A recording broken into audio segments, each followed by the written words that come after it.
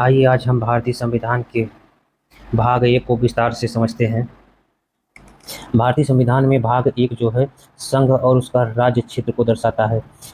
ये जो है भारतीय संविधान में भाग एक कहाँ से कहाँ तक है, 1 से 4 तक दर्शाया गया है। यह भाग जो है भारतीय संघ की रचना, सीमाओं और क्षेत्रीय विस्तार से संबंधित है। इसको ऐसे इम्पोर्टेंट है, इसे याद रखिए कि भारतीय संघ संघ की रचना करता है, सीमाओं और क्षेत्रीय विस्तार से संबंधित है। इसमें जो है 4 अनुच्छेद दिया गया है। तो अनुच्छेद 1 की बात करते हैं तो अनुच्छेद 1 में कहा गया है कि भारत का नाम और उसका स्वरूप के विषय में दर्शाया गया है। अनुच्छेद 1 में इसमें क्या बताया गया है, कहा गया कि भारत का नाम, भारत जो कि भारतवर्ष है होगा। इसमें जो है भारत का नाम भारत जो कि भारतवर्ष होगा बताया गया है अनुच्छेद 1 में। भारत एक संघ, भारत जो है एक संघ, यूनियन ऑफ स्टेट होगा, यानी राज्यों का जो है संघ होगा भारत। तीसरा पॉइंट इसमें, भारत के संघ में राज्य, केंद्र शासित प्रदेश और अधिग्रहित अधिग्रहित जो है, यानी अगर दूसरे देश की लैंड को जो है मिलाया जाता है उसके विषय में कह रहा है, अधिग्रहित क्षेत्र सम्मिलित होंगे। ठीक, इसका उद्देश्य क्या है, अनुच्छेद 1 का उद्देश्य की बात करते हैं। यह अनुच्छेद भारत की एकता और अखंडता को दर्शाता है।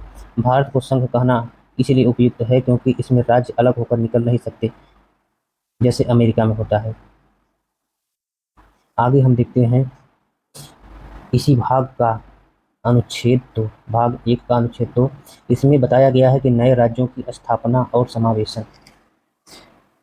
कह रहा है कि अगर संसद चाहे, संसद को अधिकार है, संसद को अधिकार दिया है कि वह भारत के बाहर के किसी क्षेत्र को भारत में शामिल कर उसे नया राज्य बना सकती है। अगर ऐसी संभावना बनती है कि भारत देश में जो है कोई पड़ोसी देश या कोई भी लैंड अगर ऐसे मिलती है तो भारत उसको जो है राज्य का दर्जा देगा, इसमें बताया गया है। इसका उद्देश्य क्या है, भारत को भविष्य में भी क्षेत्रीय रूप से बढ़ने की वैधानिक शक्ति देता है। जैसे सिक्किम को 1975 में भारत में मिलाकर पूर्ण राज्य बना दिया गया। ठीक, आइए हम बात करते हैं अनुच्छेद 3 की। अनुच्छेद भाग 1 का अनुच्छेद 3 जो है राज्यों की सीमाओं में परिवर्तन, यानी अनुच्छेद 3 ये बात करता है कि भारत के जो राज्य हैं उनकी सीमाओं में परिवर्तन करने का इसमें प्रावधान है। ठीक, तो संसद को यह अधिकार है कि वह किसी राज्य को विभाजित कर नया राज्य बना सकता है। क्वेश्चन पूछा पूछा जा सकता है कि नया राज्य बनाने की शक्ति भारतीय संविधान के किस अनुच्छेद में है, तो आप बताएंगे 3। ठीक,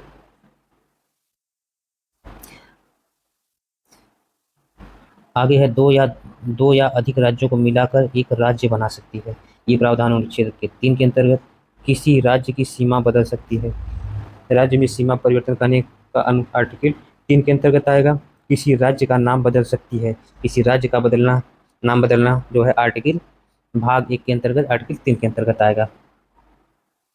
आगे देखते हैं, परंतु ऐसा करने से पहले संविधान संबंधित राज्य की विधानसभाओं से सलाह लेना आवश्यक है। ठीक है ना, ये इंपॉर्टेंट पॉइंट है कि जो है ऐसा करते समय विधानसभा से जो है सलाह लेना आवश्यक है, लेकिन यह सलाह बाध्यकारी नहीं है। ये आईएमपी है, एग्जाम में जो स्टेटमेंट टाइप के क्वेश्चन पूछते हैं ऐसे पूछा जा सकता है। तो इसका उद्देश्य क्या है, भारत की एकता बनाए रखते हुए लचीलापन प्रदान किया गया है ताकि सामाजिक, सांस्कृतिक और प्रशासनिक आवश्यकताओं के अनुसार राज्यों का पुनर्गठन हो सके। ठीक, हम इस भाग का जो है भाग 1 का अंतिम अनुच्छेद अनुच्छेद 4 को देखते हैं। अनुच्छेद 4 की बात करते हैं।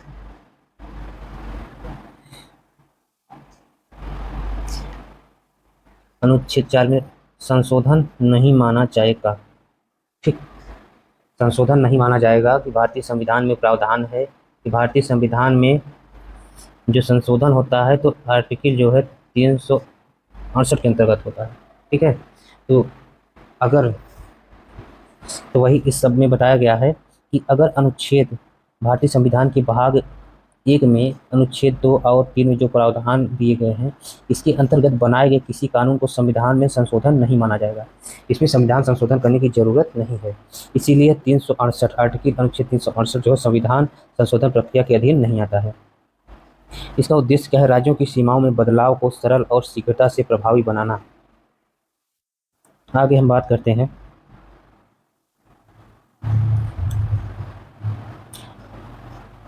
भाग एक का महत्व क्या है?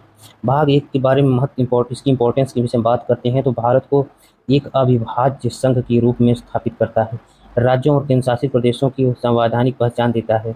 संसद को क्षेत्रीय बदलाव हेतु पूर्ण शक्ति देता है।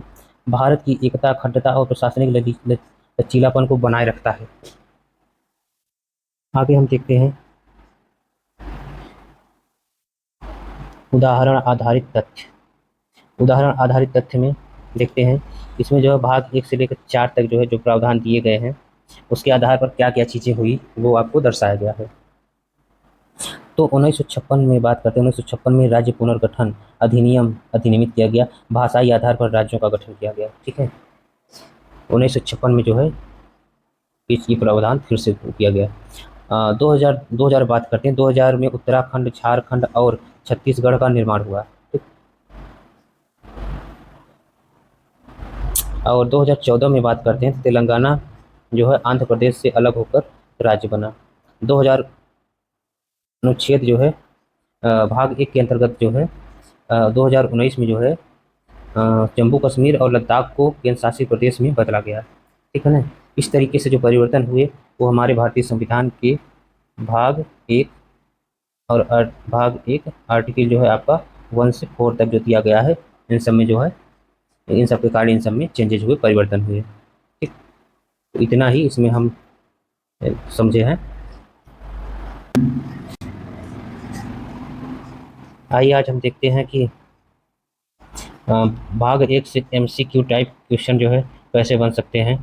तो भाग 1 जो है संविधान का कौन सा अनुच्छेद भारत अर्थात इंडिया घोषित करता है? तो अनुच्छेद 1। हम अगला क्वेश्चन देखते हैं, क्वेश्चन नंबर 2। भारत को यूनियन ऑफ स्टेट, राज्यों का संघ किस अनुच्छेद में कहा गया है? अनुच्छेद जो है 1 में कहा गया है कि भारत राज्यों का संघ होगा। ठीक, आगे देखते हैं प्रश्न 3 देखते हैं, नए राज्यों को भारत में शामिल करने की शक्ति किसके पास है? ठीक है, राष्ट्रपति, राज्यपाल, संसद, सुप्रीम कोर्ट। तो जो है संसद के पास है। ठीक है, ऑप्शन नंबर सी संसद के पास, अनुच्छेद 2 के अंतर्गत। आगे बात करते हैं प्रश्न 4 की संसद किस अनुच्छेद के अंतर्गत राज्य की सीमाओं को परिवर्तित कर सकती है? अनुच्छेद 3 के अंतर्गत, ऑप्शन ए।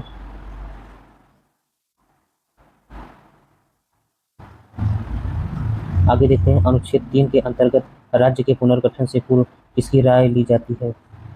सही उत्तर होगा राज्य की विधानसभाओं से। आगे देखते हैं राज्य की सीमाओं को बदलने हेतु दी गई राज्य विधानसभा की राय कैसी होती है? उसमें क्या आपकी होती है? ये विकल्प आपका डी होगा, अनिवार्य नहीं होती है, सलाहात्मक होती है, सलाह के रूप में दी जा सकती है, बाध्यकारी नहीं होती है। प्रश्न 7 देखते हैं किस अनुच्छेद में यह कहा गया है कि अनुच्छेद 2 और 3 के अंतर्गत किया गया कोई भी संशोधन संविधान संशोधन नहीं माना जाएगा? अनुच्छेद 4। ठीक,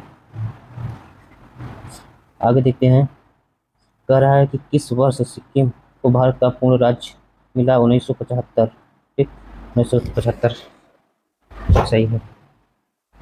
आगे देखते हैं राज्य पुनर्गठन अधिनियम कब लागू हुआ?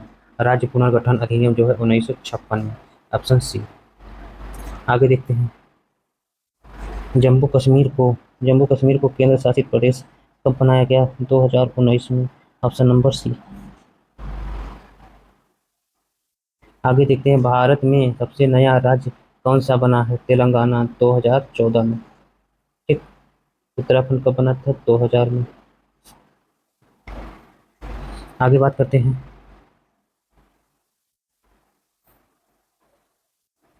India that is Bharat shall be union of state, यह किस भाग में लिखा गया है? तो आपको किसमें लिखा गया है? भाग 1 में। आगे बात करते हैं राज्य की सीमाओं में परिवर्तन करते समय सांसद किस प्रक्रिया का पालन करते हैं? तो सही उत्तर होगा सी सामान्य विधेयक प्रक्रिया द्वारा। ठीक, आगे देखते हैं भारत का संघीय स्वरूप कैसा है? भारत का संघीय स्वरूप की बात करते हैं तो अभंगनीय, मतलब तोड़ा नहीं जा सकता। भारत में राज्य संघ से अलग नहीं हो सकते हैं, तो आपका होगा ऑप्शन सी। लास्ट क्वेश्चन देखते हैं, इसमें है कि प्रश्न 15 अनुच्छेद 1 के अनुसार भारत को किस रूप में परिभाषित किया गया है? ठीक, भारत अर्थात इंडिया इसको कहा गया है। Option D.